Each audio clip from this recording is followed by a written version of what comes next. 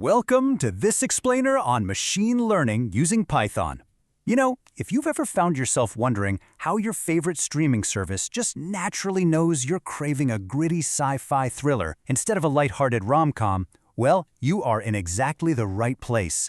We're going on a really fascinating journey today, taking massive piles of raw chaotic data and turning them into intelligent, automated decisions. Let's get started. Okay, let's dive into this. We're going to start with a quick welcome to machine learning, then look at preparing the raw data. From there, we'll hit supervised learning, unsupervised learning, and reinforcement learning, before finally evaluating and tuning our models. Section 1. Welcome to machine learning. So what are we really talking about here? At its core, machine learning is basically a massive shift in how we approach software.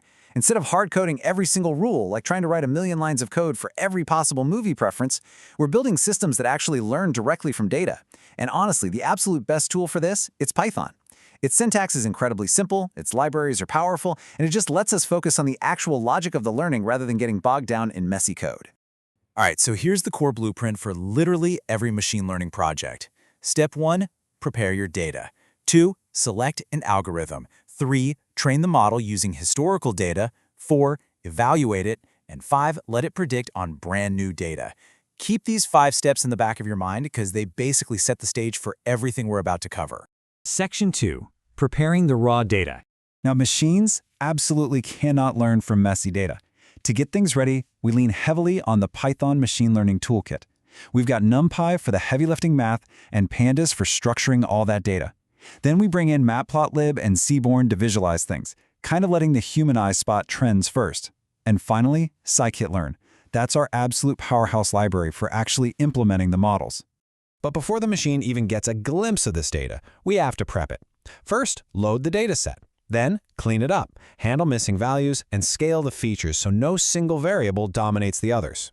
We also have to encode categorical data. Think about it. We have to turn text categories like action, comedy, or horror into numbers, ones and zeros, that the machine can actually compute. Finally, we do a train test split, setting aside some data to verify our results later. Section 3. Supervised learning. Guided predictions. Okay, think of supervised learning like a student studying with an answer key. It relies entirely on labeled data, meaning we already know the historical outcomes. We feed the model the data plus the correct answers. For instance, millions of movies that are already correctly tagged by genre, so the system can learn the relationship between the two. This is totally different from unlabeled data, which is just raw information with no known outcomes. We'll tackle that in just a sec. Within supervised learning, we basically have 2 distinct branches, depending on what we want to predict. If you're trying to predict a continuous number, say a movie's opening weekend box office revenue, you'd use regression algorithms, like linear regression or random forest. But if you want to predict a discrete category, like trying to figure out if a brand new script is a thriller or a drama, you're going to use classification algorithms, things like logistic regression, support vector machines, or k-nearest neighbors. Section 4. Unsupervised learning. Hidden patterns. So what happens when we throw away the answer key? Well, in unsupervised learning, the algorithm is entirely on its own. We feed it massive piles of unlabeled data, and its job is to independently discover hidden patterns, underlying structures, and relationships that honestly a human might never spot on their own. There are 3 major techniques we typically use here in Python. First up is clustering, which groups similar data points together. It's like finding hidden clusters of users who all secretly love 1980s indie sci-fi films, even if they've never explicitly told us that.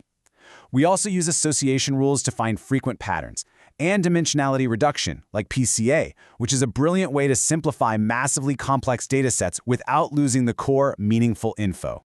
Section 5. Reinforcement learning. Trial and rewards. Now, reinforcement learning is a whole different beast. It is highly dynamic. Picture a student dropped right into the middle of a maze. An agent interacts continuously with an environment, making a decision, taking an action, and then getting either a reward for a good choice or a penalty for a bad one. Over time, the algorithm learns to navigate insanely complex tasks just by trying to maximize its positive feedback. In this space, we can roughly split things into 2 approaches. You have model-based methods, like Markov decision processes. These actually plan ahead by simulating the environment and predicting outcomes before acting. On the flip side, we have model-free methods, like Q-learning or deep Q-learning. These learn purely by doing.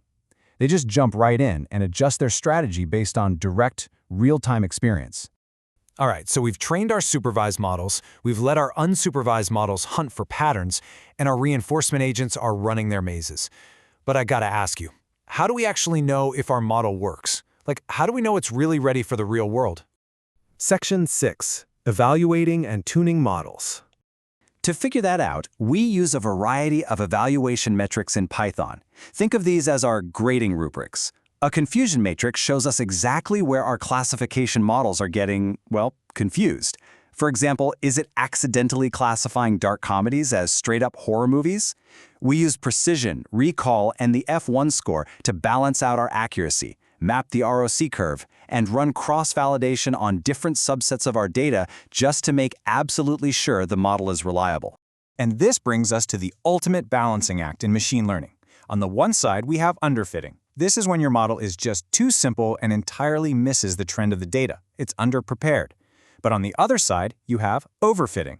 That's when your model stubbornly memorizes the training data perfectly, down to the random statistical noise, but it completely falls apart when you show it new data. Our goal is to tune the model to hit that perfect sweet spot right in the middle. Sometimes, though, a single model just isn't cutting it. That's when we deploy the ultimate boss-level technique, ensemble learning. Algorithms like Random Forest or XGBoost don't just rely on one learning model. Instead, they combine dozens, sometimes hundreds of models together. By doing this, they leverage the strengths of the group to overcome the weaknesses of any individual model, which massively boosts our overall prediction accuracy. So we've covered the whole journey today, from wrangling messy data all the way to deploying highly tuned Python algorithms. But I want to leave you with this final thought. If a machine can learn to predict the future based entirely on past data, what hidden patterns might these exact algorithms discover in your own daily choices? From the movies you stream tonight to the decisions you make tomorrow. Thanks so much for joining me on this explainer. Keep exploring and keep learning.